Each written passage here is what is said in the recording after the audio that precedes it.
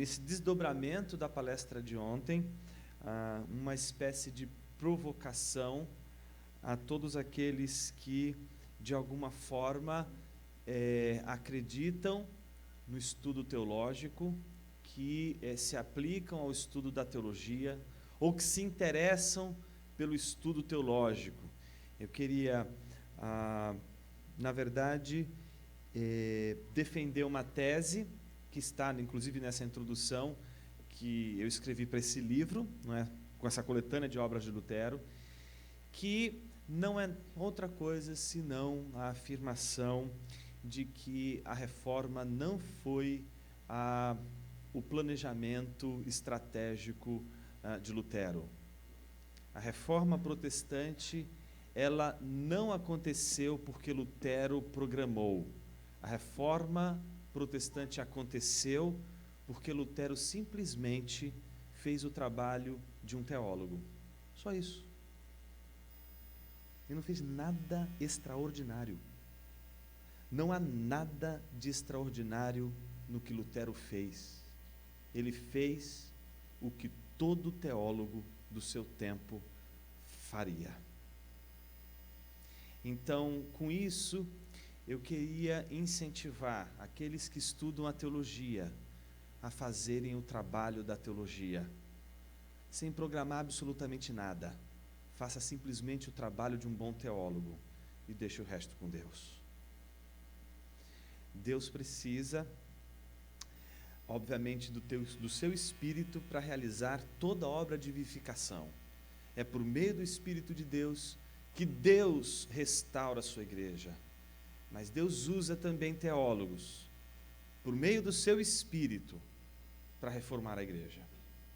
Então, ontem, a gente viu que a reforma protestante, ela não deveria ser vista como uma redescoberta propriamente dita da Bíblia, mas uma redescoberta do Evangelho.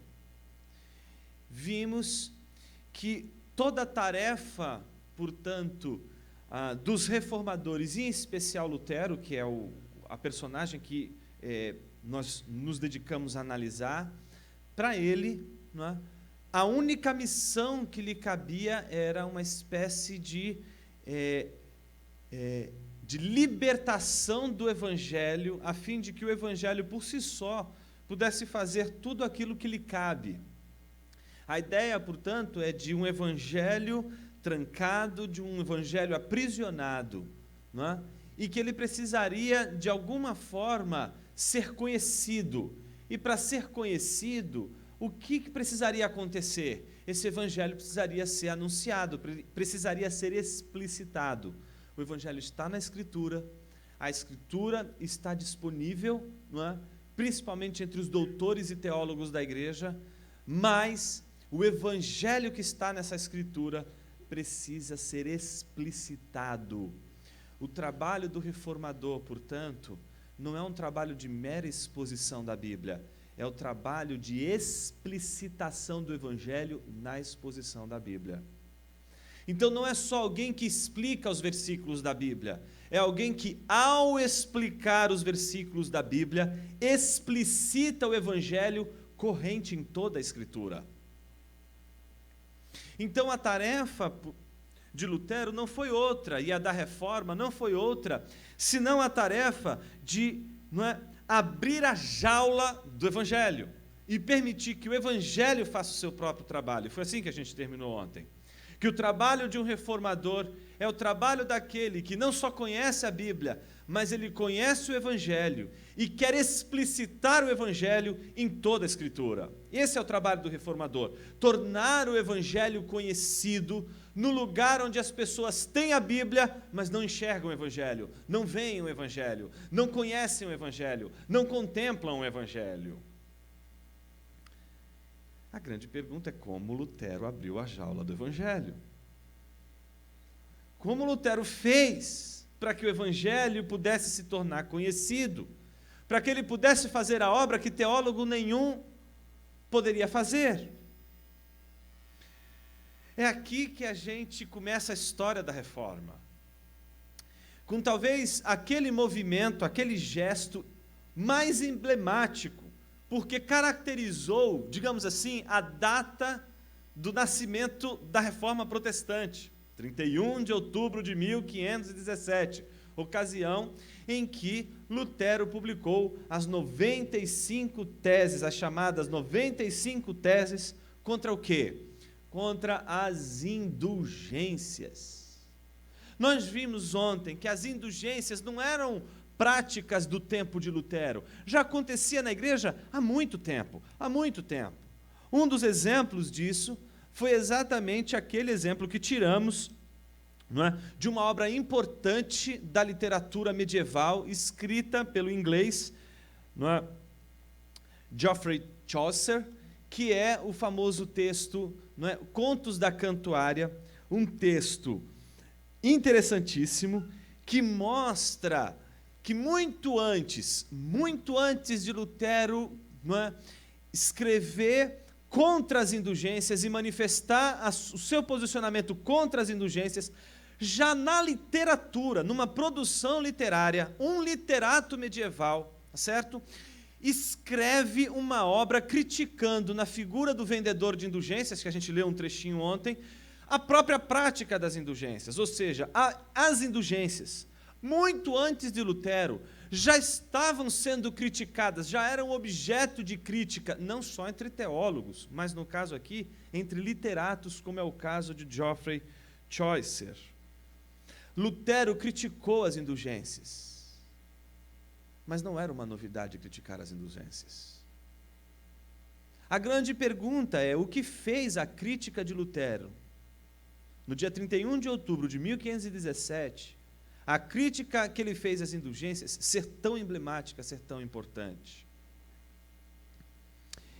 Me parece que o ponto-chave para a gente responder essa pergunta começa, em primeiro lugar, entendendo o que é uma indulgência.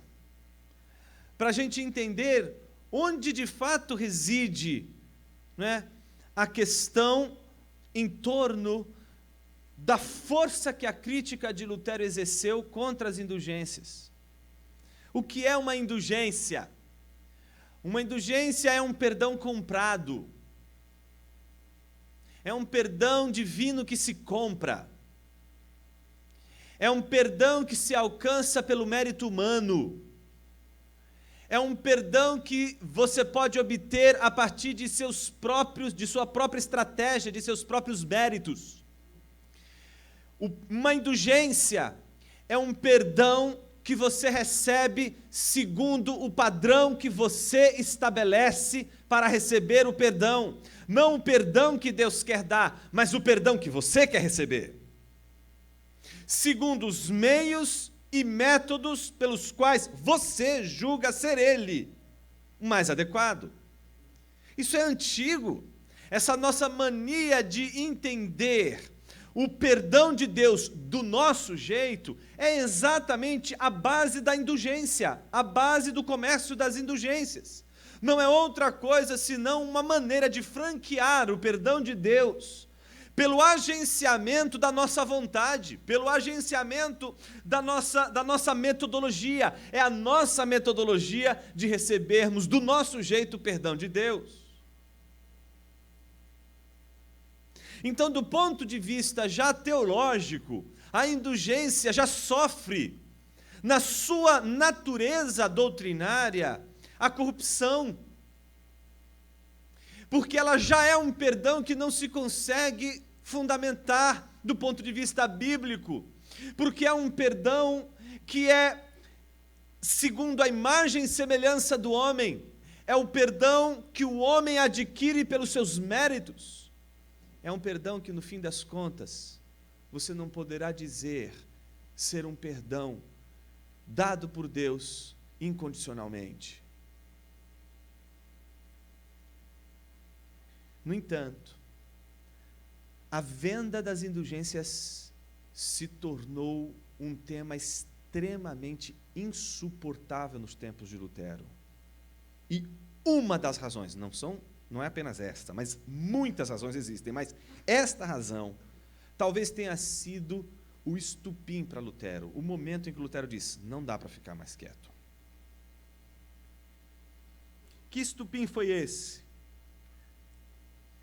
Foi quando o Papa Júlio II, não é, se estendendo até o Papa Leão X, de 1506 a 1514, desenvolveram todo o planejamento de construção da famosa Basílica de São Pedro em Roma.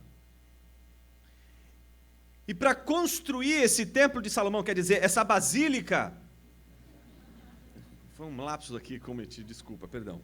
Mas enfim, para construir essa basílica,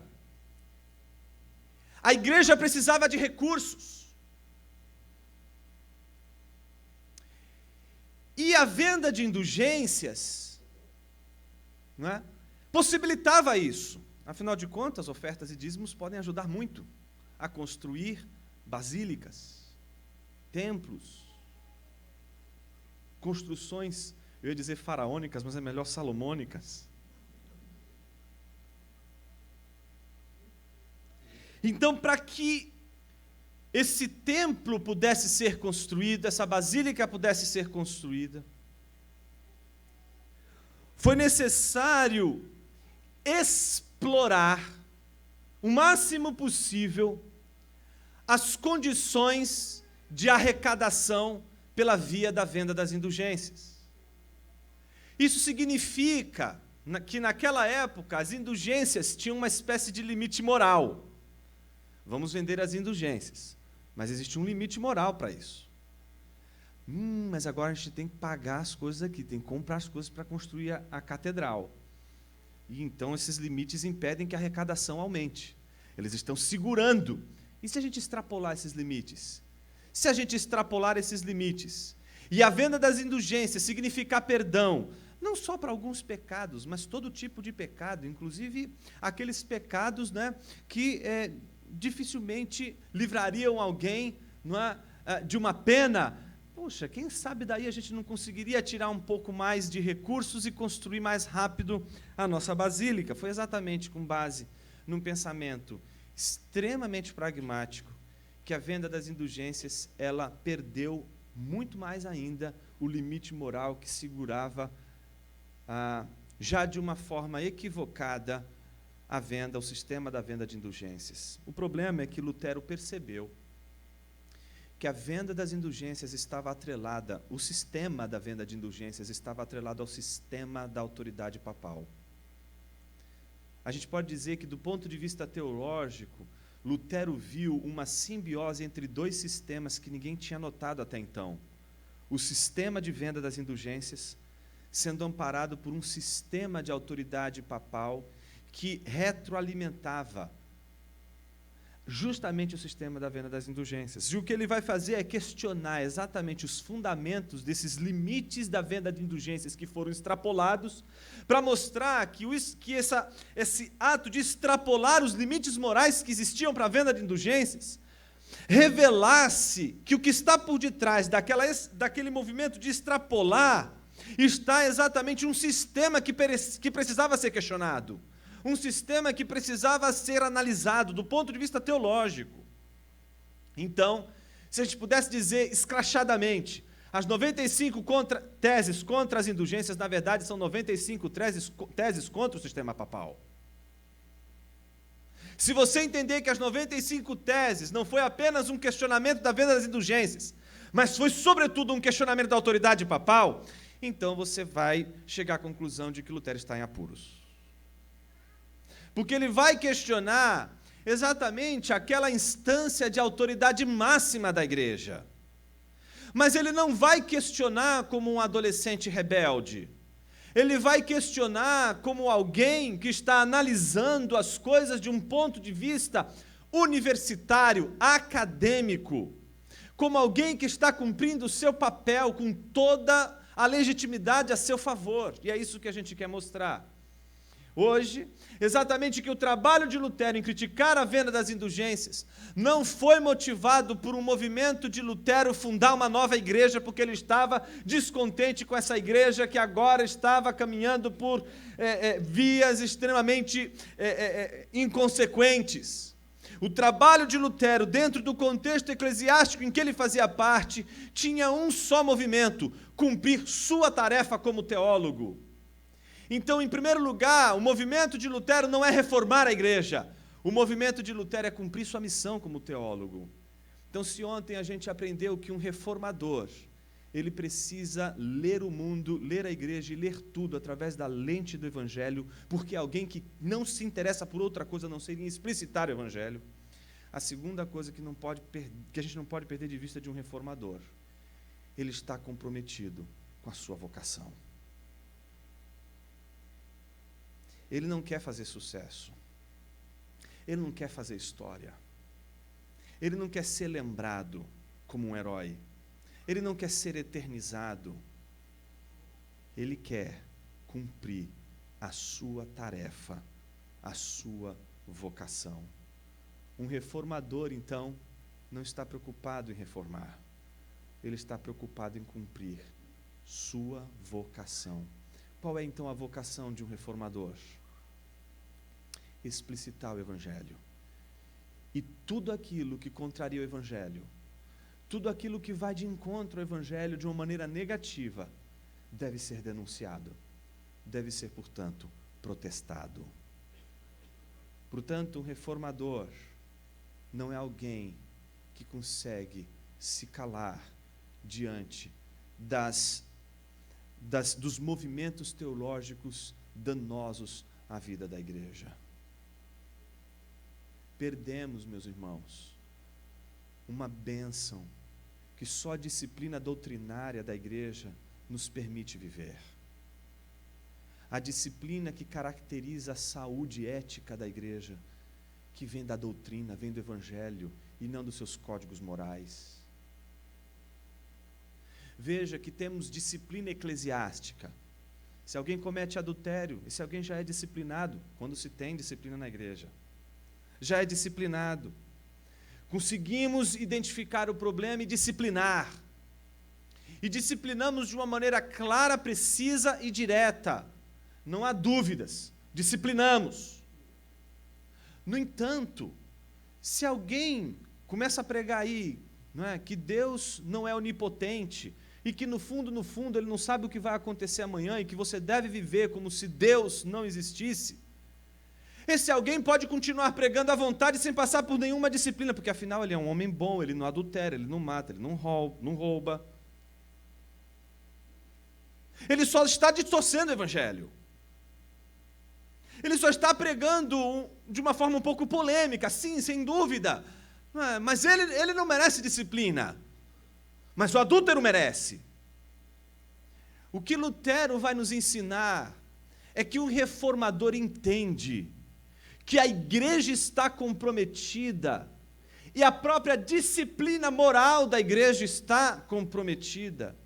Quando o Evangelho está comprometido, quando falsas doutrinas estão comprometendo o Evangelho. Veja, a disciplina eclesiástica, a disciplina na igreja, ela está respaldada pelo Evangelho. Por quê? Se a gente não tem o Evangelho, a gente tem violência.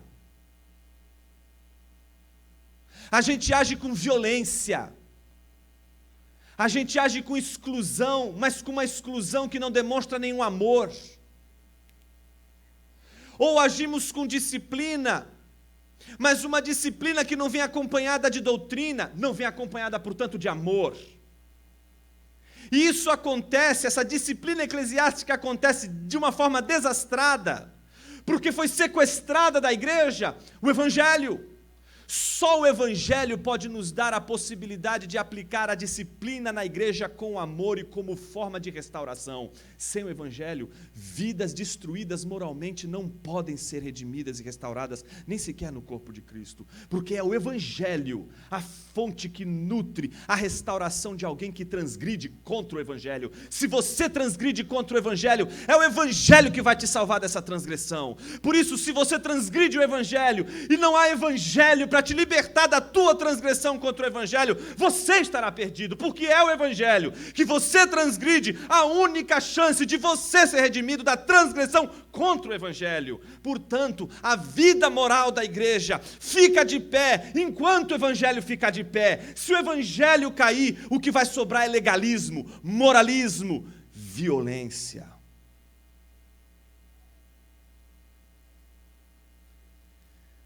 O que vai fazer então a gente preservar o amor na disciplina da igreja? A nossa capacidade de defender, proteger, guardar e fazer a manutenção do Evangelho. Por isso, como vai dizer Bonhoeffer, merece mais disciplina aquele que peca contra o Evangelho do que aquele que peca contra a moral do Evangelho. Porque aquele que peca contra a moral do Evangelho tem um Evangelho para redimi-lo. Mas aquele que peca contra o Evangelho está pecando contra a fonte de toda a redenção, contra a fonte da redenção dele mesmo. Então, por isso, a gente precisa lembrar daquelas passagens, principalmente das pastorais, 1 Timóteo, 2 Timóteo, Tito, 1 João, que nos fazem lembrar, por exemplo, de que não devemos tolerar qualquer forma de falso evangelho. Não podemos tolerar na igreja nenhuma espécie de deturpação do evangelho. Deve-se, inclusive, por orientação das Escrituras, negar a hospitalidade àqueles que pregam o falso evangelho. E por que a Bíblia trata com tanta dureza, com tanta rigidez e com intolerância aquele que prega contra o Evangelho? Porque ela sabe que se você permitir que o Evangelho perca a sua força na igreja, a saúde da igreja estará comprometida. Quando não tem Evangelho, a igreja é uma disputa de poder. Quando não se tem o Evangelho, uma denominação se torna um partido político, com pessoas lutando umas com as outras para encontrar o melhor lugar, a melhor maneira de poder exercer sua autoridade sobre as pessoas. Lutero sabe disso. Lutero sabe que por detrás da prática equivocada das indulgências existe uma deturpação do Evangelho. Por isso que o primeiro movimento de Lutero não é criticar as indulgências. A gente comemora no dia 31 de outubro, o dia em que Lutero publicou 95 teses contra as indulgências. Mas um mês e meio antes, ele publica 97 teses contra a teologia escolástica, contra uma teologia que a gente viu ontem, era a teologia da glória, uma teologia que não é centrada no Evangelho, mas é centrada no homem. E por ser essa teologia, a teologia da igreja de seu tempo, a venda das indulgências não poderia ser questionada, o sistema papal não poderia ser questionado, uma vez que você tira a força do Evangelho, uma vez que o Evangelho não é mais o centro da teologia da igreja, então tudo é permitido na igreja. As coisas mais incríveis, as coisas mais absurdas acontecem na igreja, por falta do Evangelho. Então o que Lutero vai questionar não é propriamente as questões em si, mas o que está por detrás de todo esse movimento. E como ele faz isso? Em primeiro lugar, ele faz isso se tornando um professor de teologia. Obviamente um pastor, obviamente alguém que prega, obviamente alguém que ensina a palavra para a congregação, mas sobretudo alguém com capacidade para ensinar teologia, a fazer parte, junto com aqueles que ensinam a igreja, de pensar os caminhos e descaminhos da igreja no que diz respeito ao ensino teológico. E um dos paradigmas para a gente entender esse movimento em Lutero é justamente o uso da língua.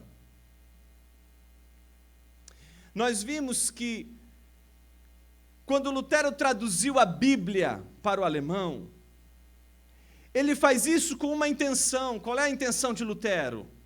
Fazer, em primeiro lugar, porque ele tem um entendimento do sacerdócio de todos os crentes. Esse é o fundamento da tradução da Bíblia para o alemão. o sacerdócio de todos os crentes. Não existe mais uma igreja que representa um povo que não pode por si só representar-se como igreja. Então todos são sacerdotes, todos são igreja de Cristo, então todos têm que ler a Bíblia. Não só os doutores devem conhecer a Bíblia, não só os mestres da igreja têm que conhecer a Bíblia, não só os professores de seminário devem conhecer a Bíblia, a igreja toda deve conhecer a Bíblia, a igreja deve ler a Bíblia, a igreja deve ter acesso às Escrituras, a igreja, portanto, precisa entender as Escrituras, mas se ela estiver em latim, ela não vai acessar as Escrituras, porque a língua dos doutores, a língua dos teólogos é o latim.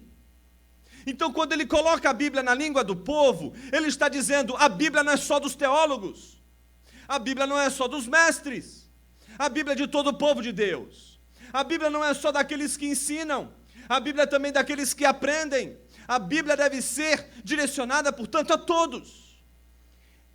Todas as publicações de Lutero vão oscilar entre o latim e o alemão.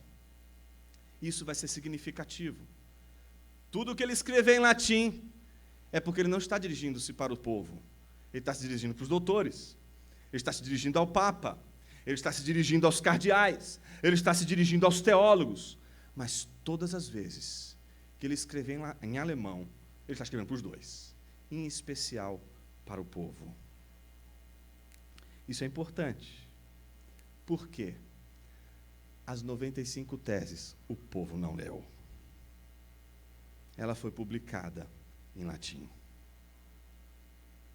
Quando ele publica as 95 teses, no dia 31 de outubro, essas teses não foram publicadas para o povo ler. Ele não estava, portanto, escrevendo para o povo. Ele estava, portanto, escrevendo para os mestres. Ele estava escrevendo para os doutores. Ele estava escrevendo para aqueles que entendem de teologia. Ele estava, portanto, escrevendo por aqueles que têm uma vocação, serem os guardiões do Evangelho, serem aqueles que guardam, que protegem a teologia da igreja centrada no Evangelho, aqueles que podem guardar aquilo que Lutero vai chamar de o verdadeiro tesouro da igreja, que é o Evangelho.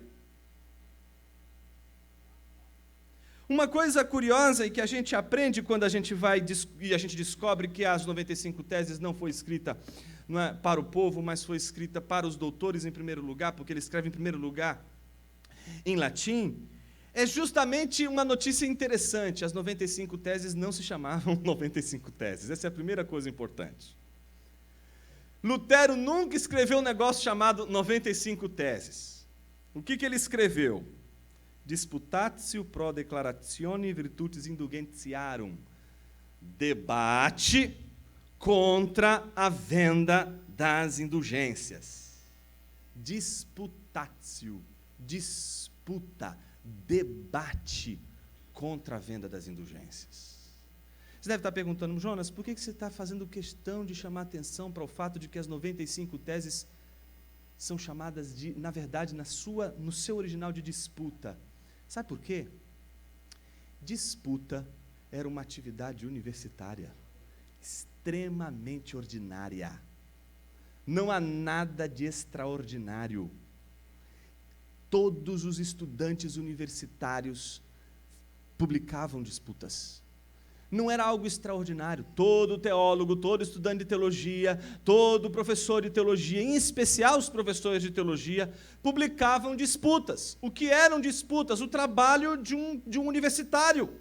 O trabalho de alguém que escreve, textos para lidar com teologia, para questionar, para apresentar problemas e discutir teologicamente esses problemas num contexto universitário. Portanto, as 95 teses, inicialmente, é um movimento universitário, é um movimento de Lutero junto com a comunidade, digamos assim, científica da época, a comunidade teológica da época, a comunidade responsável pela teologia da igreja.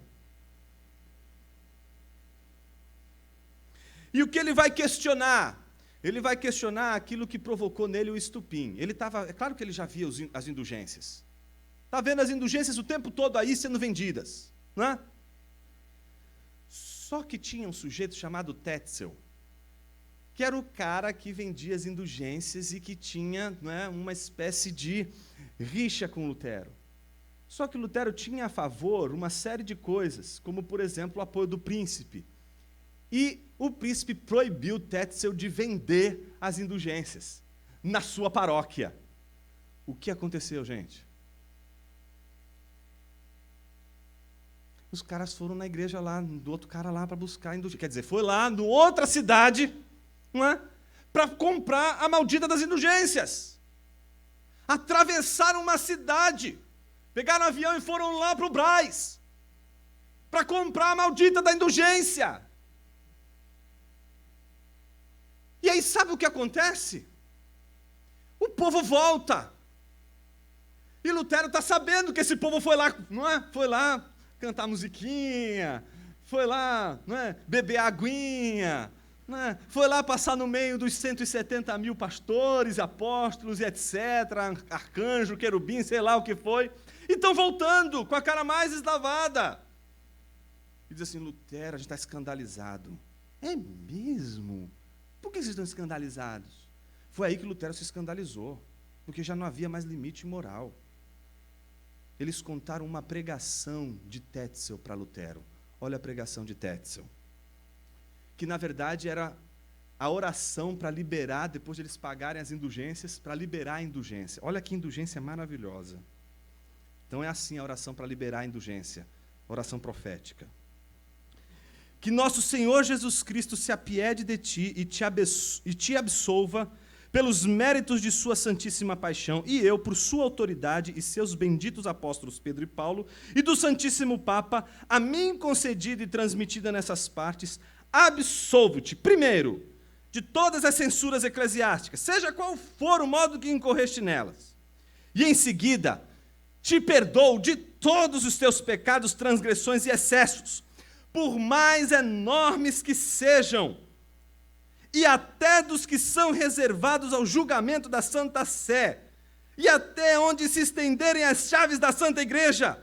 Redimo-te de todo o castigo que mereças no purgatório, em nome delas, e te reintegro nos santos sacramentos da Igreja, e naquela inocência e pureza que possuías no batismo, de modo que, quando morreres, os portões do castigo estarão fechados e os portões do paraíso de delícias estarão abertos.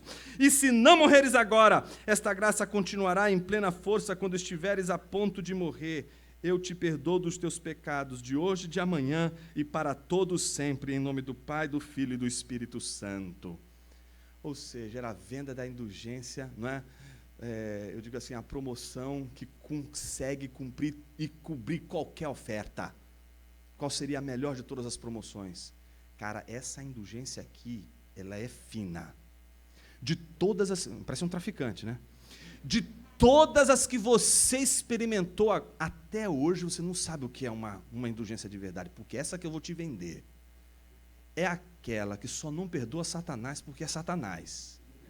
Mas olha só, essa indulgência, ela tem o poder de te perdoar os pecados que você fez no passado, os que você fez ontem, mais.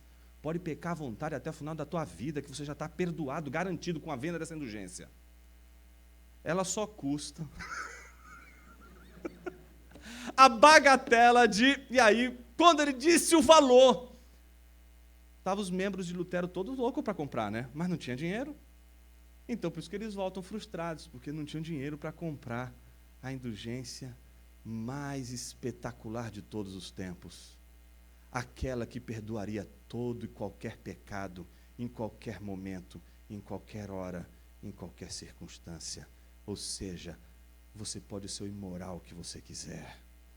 Essa indulgência vai te permitir fazer todo o mal que você quer. Lutero, quando viu isso, disse, não, isso não está certo. E aí começa a fazer o trabalho do teólogo. Qual é o trabalho do teólogo? O cara está lá, né, pregando, dizendo o seguinte, olha, gente, é o seguinte, não adianta ficar orando a Deus e pedindo para que Deus intervenha, porque Deus não intervém, Deus não sabe o futuro, não conhece nada. Então é o seguinte, para de ficar orando, não é? Porque Deus não vai te responder as orações. Você tem que aceitar, e no máximo orar pedindo para que Deus seja o seu amigo na hora do sofrimento. Então vamos viver como se Deus não existisse. E termina o sermão dizendo: agora, irmãos, vamos orar para que Deus nos ajude a viver como se Ele não existisse. Vamos orar. E ora a Deus pedindo para que Deus o ajude a viver como se Deus não existisse. O teólogo não pode aceitar um discurso como esse. Tampouco pode aceitar o discurso daqueles que vendem o Evangelho, colocando o Evangelho à venda como se as pessoas pudessem alcançar o perdão de Deus pelos seus próprios méritos e do seu próprio jeito, da sua maneira. O problema moral da igreja, meus irmãos, era um problema teológico. Vocês estão entendendo isso? Que está nas entrelinhas do nosso discurso hoje aqui. Um único ensino. Se você afrouxar na teologia, você vai afrouxar na moral.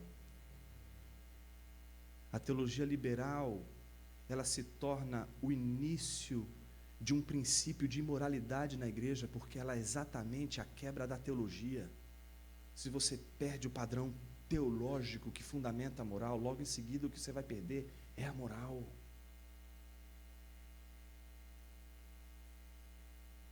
Então o que Lutero faz? Escreve uma disputa. Chama os teólogos para um debate, para dizer com eles o seguinte: vamos discutir essa ideia. Onde está escrito isso na Bíblia? Olha, no texto tal diz isso, tem argumentos assim, assado, estas são as implicações. Onde está na Bíblia esse negócio todo que vocês estão falando? De onde vocês tiraram essa ideia de perdão, não é? Esse perdão que absolve o sujeito de tudo e sem limites? Onde está isso na Bíblia? Onde está essa passagem? Que evangelho é esse? Onde vocês encontraram isso nas Escrituras? Isso é uma disputa. Para você ter ideia, em 1501, muito antes de tudo isso acontecer, muito antes de Lutero desejar ser um teólogo, Lutero, como qualquer outro jovem de seu tempo, queria entrar numa universidade. E só existiam 3 faculdades na época: Direito, Medicina e Teologia. Não é? O cara, se não conseguisse fazer essas 3, não ia ser feliz na vida. Então só podia fazer Direito, Teologia e Medicina. Só que para qualquer estudante universitário, antes de estudar qualquer uma dessas faculdades, eles precisavam frequentar uma primeira e importante faculdade que garante a formação do homem, que o prepara para o estudo da faculdade, que o prepara para o estudo da ciência que ele vai se dedicar, que é a chamada Faculdade das Artes, das famosas artes liberais, o famoso trivium e o quadrivium. Eles tinham que estudar tanto o trivium, que era a gramática, a retórica, a dialética, e o quadrivium. Tinha que estudar geometria, tinha que estudar aritmética, tinha que estudar música e tinha que estudar astronomia. Lutero não compôs, não é, as músicas que ele compôs à toa, ele tinha preparo musical para isso. Lutero não traduziu, e não somente traduziu, mas foi aquele que forjou a gramática alemã à toa. Ele tinha o trivium, ele estudava o latim, estudava a gramática. Você estuda o alemão, a primeira coisa que você fica abismado é com a presença ainda do latim ali presente. Eu me lembro quando em 2008 eu fiz o intercâmbio na Alemanha. Eu me lembro que numa das aulas a professora perguntou para vários alunos que eram de vários lugares, né? Tinha até argentino. Estava todo mundo lá, estava todo mundo ali na sala de aula. E aí ela foi perguntou lá para o inglês, né? Qual é o texto fundamental da tua língua, da tua gramática, que fundamentou a gramática, não é, dos ingleses? E aí ele dizia Shakespeare. Não é? Aí o outro dizia, e você, que era do espanhol? Cervantes. Não é? Aí perguntou para mim quando chegou o brasileiro, né? Aí eu falei assim, eu vou pegar. Falou, Machado de Assis. Ela falou assim, Machado de Assis não, porque ela era especialista em Machado de Assis e eu não sabia. Professora de alemão, especialista em Machado de Assis. Aí eu fui dar de gaiato, falei Machado de Assis. Ela disse, não, Machado de Assis não, é Camões. Tá bom, fiquei quieto. Aí ela chegou, e alemão? Um disse Goethe. Ela disse, outro disse Hölderlin. Ela disse, Lutero. E a obra? A Bíblia. Foi a Bíblia que fundou a gramática alemã, que fundou uma cultura. o alemão só foi possível, gramaticalmente, pelos estudos liberais que Lutero desenvolveu antes de estudar teologia. Mesmo porque Lutero não tinha a intenção de estudar teologia. Ele queria estudar direito.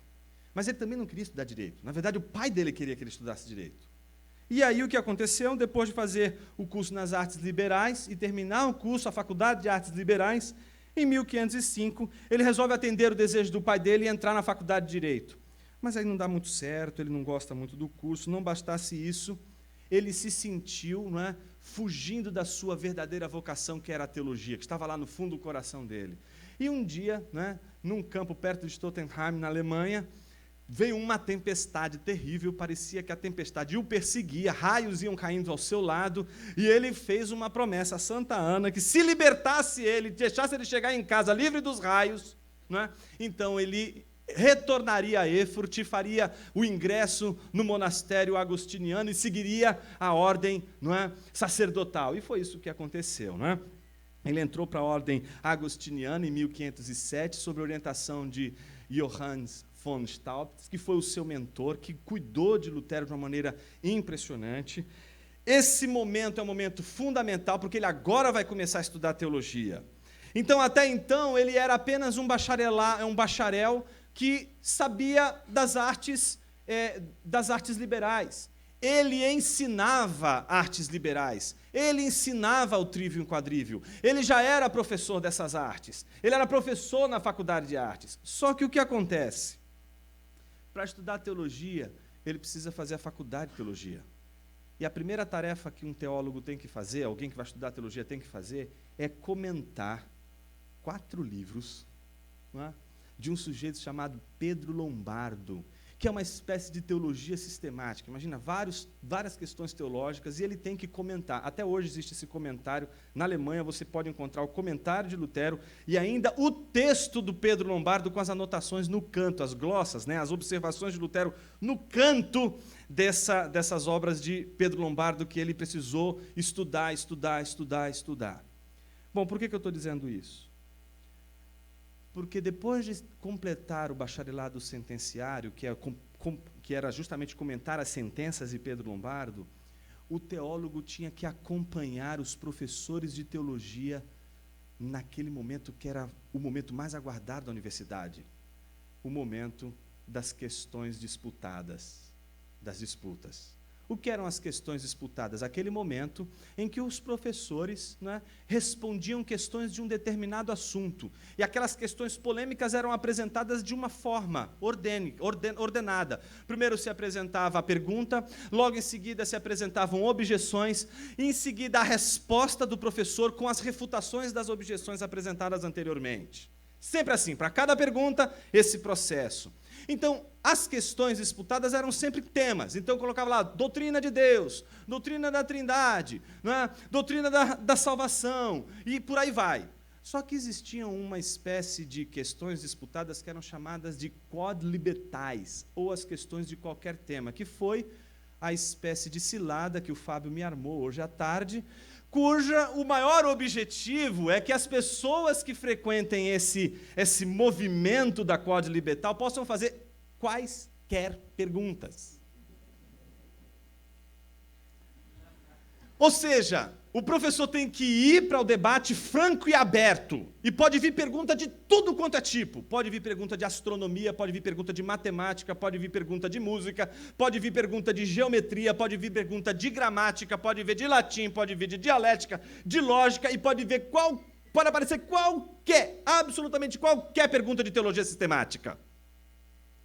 E ele tem que responder, mas ele não pode responder assim, sim, não. Essa é a minha opinião. Não, tem uma regra para responder uma disputa. Qual é a regra para responder uma disputa? A pessoa faz a pergunta, mas ela tem que saber fazer a pergunta. Porque se ela não fizer a pergunta direito, ele vai dizer assim, filho, vai aprender a fazer a pergunta primeiro, que depois eu respondo. Então a plateia tem que saber fazer pergunta. Não pode ser aquelas perguntas toscas, que vêm aparecendo assim do nada. São aquelas perguntas que permitem ele dizer sim ou não. Porque ele tem que se posicionar, ele tem que mostrar a opinião dele. Um mestre não pode não mostrar sua opinião. E a pergunta é clara, porque se ele não mostrar sua opinião, as pessoas não vão saber o que ele crê, não vão saber o que ele pensa. Então a disputa era importante no contexto universitário, porque ela mostrava a opinião, mostrava o debate que acontecia. Só que o professor, quando alguém fazia uma pergunta e ele tinha que responder sim ou não, ele dizia sim. E aí a primeira tarefa dele, mostrar as pessoas que defendem não na época dele. E aí ele começava, fulano diz não por causa disso, Beltrano diz não por causa daquilo, e Ciclano diz não por causa daquilo outro. Minha resposta parte, em primeiro lugar, das Escrituras, dizendo assim, assim, assim, assado. E entendo que as Escrituras dizem assim, assim, assim, assado, portanto, sim. E concluí a resposta dizendo, por que fulano está errado? Ele está errado por causa disso, disso, disso, disso, disso, disso. Segundo, por que Beltrano está errado? Por causa disso, disso, disso, disso, disso, disso. Terceiro, fulano está errado por quê? Por causa disso, disso, disso, disso, disso, disso. Próxima pergunta. É assim que surgiu essa coisa chamada TCC, mestrado, doutorado, que você vê na universidade e que você acha que aconteceu, não é? Por acaso. Não aconteceu por acaso, ela é fruto das disputas. Tudo o que você faz hoje na universidade, que se chama tese, é fruto dessas disputas. Naquele dia que Lutero publicou as chamadas 95 teses, pense, são 95 tratados de teologia que ele defendia publicamente nesses termos. O sujeito tinha que ser preparado. Ele tinha que fazer bem o trabalho dele. Não bastasse isso, depois de terminar o bacharelado sentenciário, isso acontece por volta de 1508, 1509, Lutero ele começa a se aproximar mais da igreja.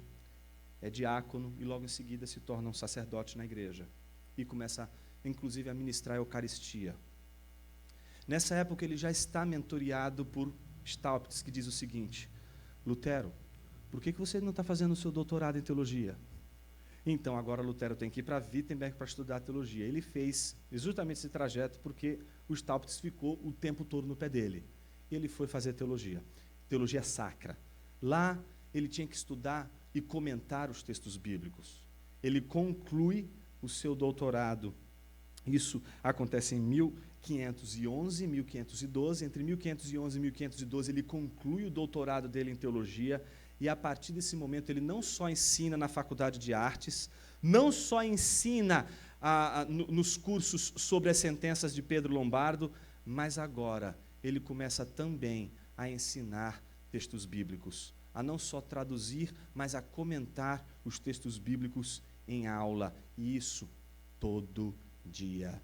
Um teólogo tinha que preparar aulas todos os dias, para se dar todos os dias aulas, aulas e aulas. Uma disputa, portanto, não era nada extraordinário, era algo ordinário, era o trabalho de um universitário. Qualquer universitário fazia isso. Bom, ao se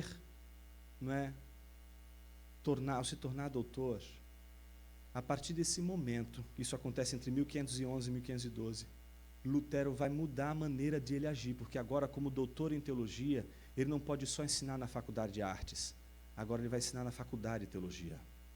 E o doutor em teologia, diferente do bacharel sentenciário ou do mestre sentenciário, o doutor em teologia sacra, que é o doutor em escritura, ele tinha uma tarefa diária. Eu vou repetir, ele tinha uma tarefa diária. Ele tinha uma tarefa o quê, gente? Diária. Não é semanal, não é dominical, não é mensal, anual, é diária. O que ele tinha que fazer todo dia? 3 coisas.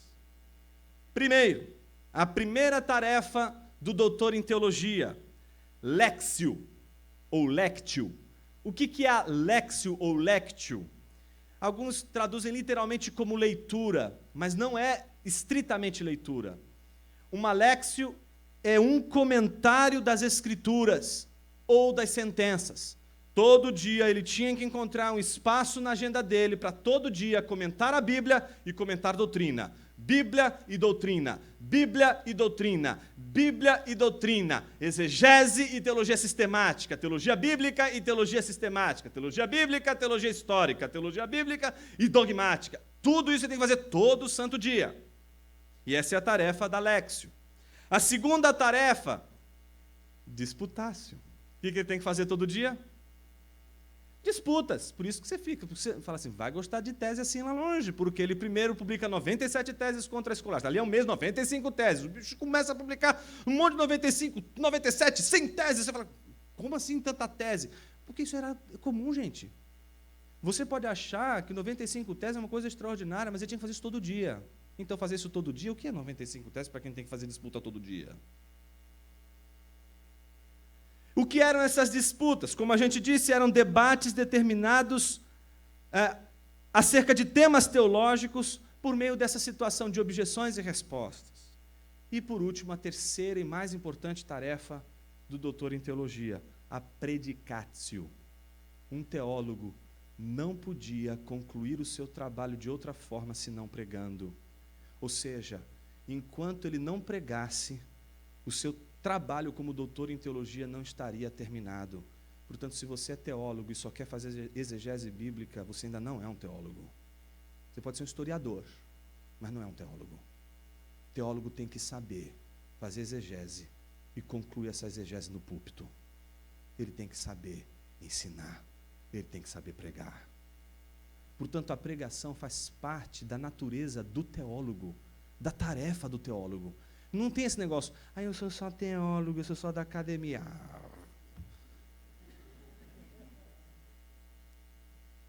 É muita coisa para mim. Vira homem, rapaz. Que século você está vivendo? Vai estudar. Não, meu negócio... Tem que pregar e terminar a tarefa do teólogo, que é exatamente a pregação. Inclusive, tinha um teólogo importante do século XII chamado Pedro o Cantor. Ele não é chamado de Pedro o Cantor à toa, ele é chamado de o Cantor porque justamente ele desistiu de ser teólogo para ser ministro de louvor da igreja. Quer dizer, para ser cantor.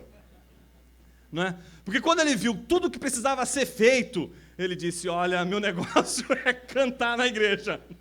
Não é? E isso naquela época em que os músicos cantavam, e só cantavam. Não fazem como fazem hoje, né? Entre uma canção e outra eles querem dar uma tese, né? Fazer uma disputa teológica, para o nosso desespero. Mas, enfim, ele entendeu que o negócio dele era cantar. E por que ele entendeu que o negócio dele era cantar? Ele chegou a essa conclusão. É difícil porque é depois da léxio da Escritura, ou seja, do comentário das Escrituras, e depois do exame dos pontos duvidosos acerca da Escritura, que são os debates, as disputas, que se deve pregar e não antes. Eu não posso pregar sem antes ler a Bíblia e comentar a Bíblia. Eu não posso pregar sem antes tratar da doutrina da igreja, da doutrina, da teologia. Então, quando ele disse, olha, isso é muita coisa para mim. Amém por Pedro o Cantor. A gente precisa de homens que, ao começar o estudo da teologia, possam saber, isso não é para mim. Porque teologia vai exigir de você work, work and work. Trabalho, trabalho e trabalho. Ou seja, aquela ideia de que ou você faz teologia ou você arruma um emprego, não é? Porque as duas coisas não andam juntas, ou você trabalha ou você faz teologia, não é? Eu me lembro de uma tarde que eu fiquei inteira estudando, na época, o Júlio deve ter estudado, o Fábio também, que era a teologia sistemática do Berkoff, né? Uma delícia de ler aquilo ali, não é? Uma tortura ler aquilo ali, difícil, bom, mas difícil. E aí depois que eu estava atrasado para ir para o seminário, eu disse, menino, mas você não fez nada hoje. Bom, é mais ou menos isso que acontece com um estudante de teologia. Parece que você não faz nada por estudar teologia, mas você tem que saber que esse é o grande ônus da teologia. Trabalho. Tem que trabalhar duro, tem que trabalhar pesado.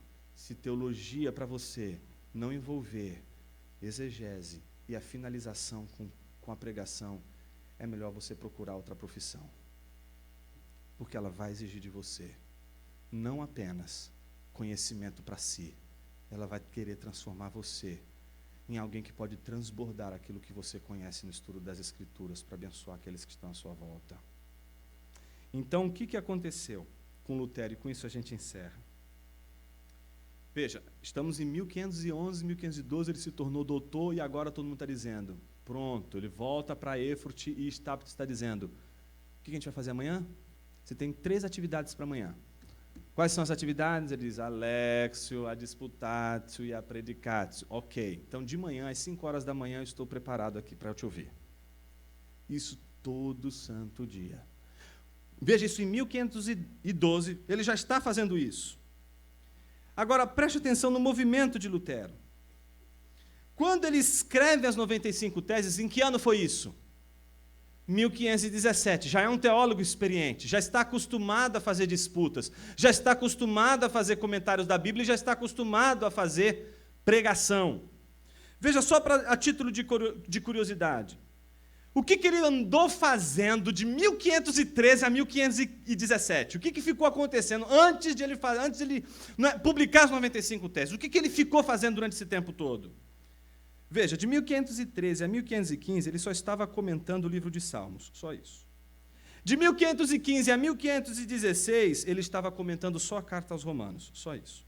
De 1516 a 1517, ele estava comentando a carta aos Gálatas. De 1517 a 1518, ele estava comentando a carta aos Hebreus. Não tem como ver as indulgências, meus irmãos, e não ficar ali, no mínimo, perturbado. Ele estuda Gálatas, ele estuda Romanos, ele estuda os Salmos, ele estuda, portanto, as Escrituras, de uma maneira em que aquilo tudo que ele está vendo não faz sentido. Então, esse é o comentário, é a lectio. Segundo, ele só fez isso? Não. Veja só. Ele fez, no dia 4 de setembro de 1517, ele publica a disputa contra a teologia escolástica. Não é? Em 1517, ele publica as 95 teses contra as indulgências, né? Que é uma disputa. Em 1518, ele publica exatamente a disputa, né, de Heidelberg. Mais uma vez, ele vai apresentar ali uma tarefa de disputa, de debate por conta das doutrinas, né, que é a segunda tarefa do doutor em teologia. Por fim, em 1518, ele escreve em alemão o sermão sobre as indulgências e a graça, porque não era para ser escutado só pelos doutores da igreja.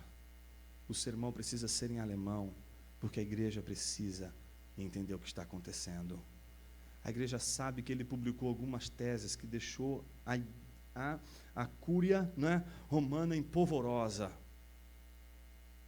Então agora ele vai explicar o porquê disso, pregando um sermão onde ele vai contrastar a indulgência com a graça de Deus. Em 1518 ainda, na transição para 519, ele publica o sermão sobre as duas espécies de justiça. Em 1519 ele prega o famoso sermão sobre os sermões sobre o sacramento. Esses são apenas alguns dos exemplos de tudo aquilo que Lutero fez em tão pouco tempo, como um trabalho diário, ordinário de um teólogo. Ele não estava preocupado em fazer a reforma, ele estava preocupado em cumprir sua missão como teólogo. Sabe o que mais me impressiona? Em 1518, quando ele é chamado a prestar, não é, contas de tudo aquilo que ele estava dizendo e falando, a igreja manda um dos mais importantes teólogos tomistas da época, que é o cardeal Caetano. E esse cardeal, numa disputa sem fim com Lutero, não conseguiu dobrar Lutero. Ele chega no final às vias de dizer a ele: olha, acabou, a gente não vai chegar a lugar nenhum esse negócio. Então, o negócio é esse, Lutero: retratação, prisão ou fogueira. O que você acha que Lutero escolheu? Augsburgo, claro. Nenhum dos três, ele vai fugir. Não vai ficar por ali, obviamente. Então, ele foge, não é, para Augsburgo. E essa maneira de ele fugir, não é, foge de Augsburgo, essa maneira de ele fugir de Augsburgo, de fugir desse contexto, não é, mostra já Lutero percebendo que a situação dele entre a igreja não está muito boa. E ela vai piorar, gente, porque é sempre assim, piora. Se você fizer o seu trabalho, talvez, não é, a tua situação piore.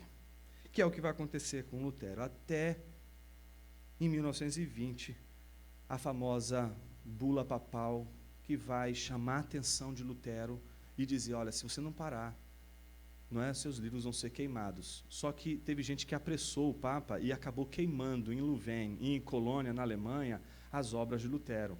Quando Lutero ficou sabendo, o que ele fez? Aquele jeito delicado alemão dele, ele pegou a bula papal e só queimou a bula papal, só fez isso. O que provocou, obviamente, a grande ira dos romanos contra Lutero. Esse movimento de queimar a bula fez com que Lutero precisasse se esconder, ao ponto de muita gente achar que a igreja alguns líderes da igreja tinham encontrado ele e matado ele.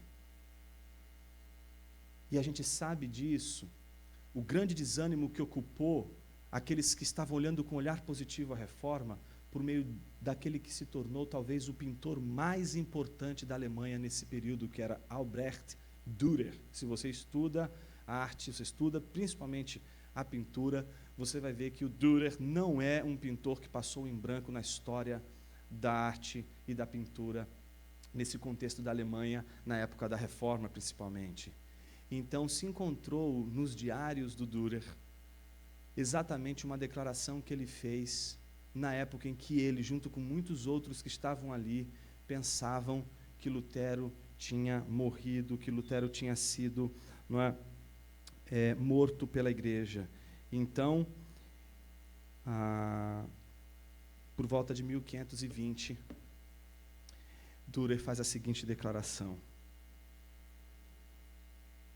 ó Deus, se Lutero estiver morto, quem de agora em diante exporá o santo evangelho tão claramente para nós? Ah, Deus, o que ele não poderia ter escrito para nós nos próximos 10 ou 20 anos? Será que um artista, um pintor, um escultor dos nossos dias, conhecido internacionalmente pela sua arte, poderia dizer dos nossos pastores: ó Deus, se nossos pastores estiverem mortos, quem de agora em diante exporá o santo evangelho tão claramente para nós? Para a alegria de Dürer, era apenas um boato. Lutero não estava morto. A notícia da morte de Lutero, que havia percorrido a Alemanha entre 1520 e 1521, foi comprovada como um boato. E ele apareceu justamente em 1521. E sabe o que ele fez? Nada demais. Fez o que todo teólogo deve fazer todo santo dia. Ele estava vivo e trabalhou por mais 25 anos, comentando e traduzindo a Bíblia para o alemão, participando de disputas, de debates, escrevendo tratados de teologia e catecismos, pregando e cuidando do verdadeiro tesouro da igreja, que é o Evangelho, cumprindo assim o que se espera de um autêntico professor de teologia. Com isso que eu estou dizendo nessa noite, que a igreja precisa de professores de teologia, de que a igreja precisa de pastores teólogos, de que a igreja sofre quando o pastor não é teólogo, de que a igreja sofre quando o pastor não entende de doutrina, que a igreja sofre quando o pastor não entende das Escrituras, não consegue compreender as Escrituras, não consegue discutir doutrina e não consegue pregar a palavra de Deus com clareza. A igreja sofre por pastores que não são teólogos. A igreja padece com pastores que não são teólogos. Se você está numa igreja e você não investe no teu pastor para que ele estude teologia, eu tenho pena de você e da sua igreja. Sabe uma coisa que me dá arrepio? Me dá arrepio, chego a ficar arrepiado quando o sujeito vem assim dizer para mim que pastor bom é aquele que cheira ovelha. E não só cheira ovelha. Pastor bom é aquele que escova ovelha. Meu Deus, eu fico arrepiado com um negócio desse. Mas, meu Deus do céu, o que está me dizendo? O que está dizendo para mim? Que eu tenho que sustentar na igreja um bando de gente bajulada. Deus não chamou você para escovar ovelha, irmão. Te livrei dessa, hein, Rudy? Escovar a ovelha não é o nosso papel. Deus não nos chamou para bajular ninguém. Deus não nos chamou para ficar dizendo assim, o que você está precisando, o que eu posso fazer? Não! Deus nos chamou para ensinar o Evangelho. Deus te chamou para ensinar o Evangelho. Isso é importante, sim. Muitos vão querer que você faça exatamente um trabalho, como por exemplo um trabalho social, por exemplo. Deus não te chamou para isso. Deus te chamou para ensinar a palavra. Se você não ensinar a palavra, você terá uma igreja doente. Deus nos chamou para ensinar a palavra, e se a gente não ensina a palavra, quem padece são as nossas comunidades. Elas padecem porque nós não ensinamos a palavra, somos traidores. Traímos o Evangelho quando queremos sustentar comunidades a partir daquilo que não é a nossa missão, que é ensinar.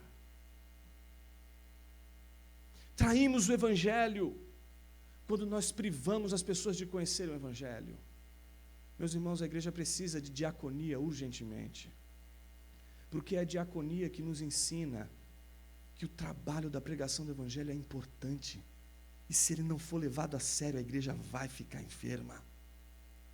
As pessoas acham que o diácono é aquele cara que só serve, né? Está ali servindo a bandeja da ceia. Ele é o diácono. Pronto, esse cara é um diácono perfeito. Ele de boca fechada é maravilha. Servindo é ótimo. Diácono. Então ele não pode falar. Ele só pode servir. Mas não foi esse o movimento inicial do diácono. A primeira missão do diácono não é servir. A primeira preocupação do diácono é a unidade da igreja. A igreja está dividida com relação ao serviço. E ela está ali, numa situação em que há uma divisão. E a diaconia surge para resolver o problema da unidade da igreja. Só que para resolver o problema da unidade da igreja, precisaria tratar das questões relacionadas ao serviço. E os apóstolos não podiam fazer isso sem prejudicar, em primeiro lugar, a tarefa primordial do ensino. Então se institui os diáconos para que aconteçam duas coisas na igreja. Não é só o serviço, mas para que haja unidade na igreja. O ministério da diaconia é um ministério que serve as pessoas, mas ao mesmo tempo está ali dizendo para a igreja, nosso pastor precisa nos ensinar o Evangelho. Vamos fazer tudo o que está ao nosso alcance, porque o que a gente precisa é de ensino. Ele tem que estudar o Evangelho, ele tem que pregar o Evangelho, ele tem que ensinar o Evangelho. Se isso não partir de nós, teremos igrejas medíocres, teremos cristianismos medíocres, teremos falsos evangelhos, falsas conversões, falsos avivamentos, falsa ação do Espírito, falso poder do Espírito, falsa renovação do Espírito, falsa manifestação do Espírito, falso fruto do Espírito. Tudo que a gente provar e não for fruto do Evangelho, não será legítimo, não será verdadeiro, não será autêntico. Por isso, se você estuda teologia, mas não quer se envolver na igreja, desculpe-me te informar, você é uma alma penada. O que é uma alma penada? Não tem corpo, né? Teólogo sem igreja não passa de uma alma penada. É a igreja, o corpo do teólogo. Se ele não puder trabalhar na igreja, se ele não puder entender que tudo aquilo que ele está estudando é para servir a igreja, se ele quiser só falar em latim, ele não entendeu que a missão do teólogo é também aprender o alemão, é também ensinar em alemão, é também falar a língua do povo, é também ensinar com clareza o Evangelho para o povo. Lutero nos ensinou o Evangelho, mostrando que ele se preocupava em ensinar a Bíblia para as crianças. E ninguém ensina a Bíblia para a criança em latim. Para que a gente possa entender que a tarefa do teólogo é uma tarefa de comprometimento com a igreja, a gente precisa repensar o que é a teologia. Seminário que não quer trabalhar na igreja. Seminário que não quer comprometimento com a igreja. Seminário que só quer promover a ditadura do MEC em sua instituição, em sua maneira de lidar com as coisas de Deus, não é digno da igreja, não é digno do Evangelho. Fuja desse seminário o quanto antes. Você não vai ganhar nada com ele. Se o seu seminário que você está estudando não te ensina a amar aquilo que Jesus foi capaz de amar e dar a sua própria vida, se esse seminário não te ensina a amar a igreja ao ponto de cuidar dela e defendê-la dos lobos, este seminário só te fará mal, vai estragar a tua vocação e o pior de tudo, vai te tornar um cínico. Que Deus nos dê a graça de resistirmos à tentação do nosso tempo e nos tornarmos aquilo que Deus quer que sejamos. Que a gente seja comprometido com a nossa vocação, porque a reforma não vem de nós, a reforma vem dele. Amém.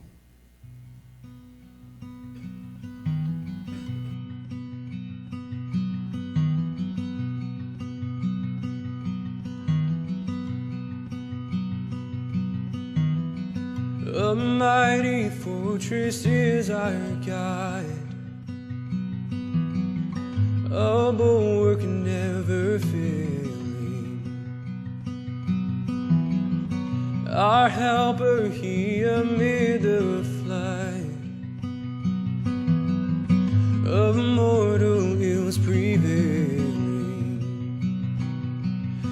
For still our ancient foe doth seek to work us woe. His craft and power are great, and armed with cruel hate.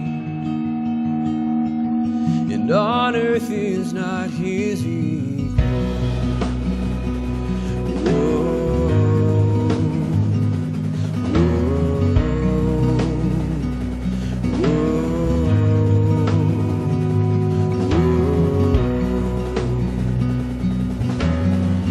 If we in our own strength can fight, then our striving would be losing. We're not the right man on our side, the man of God's own choosing. And you ask who that may be.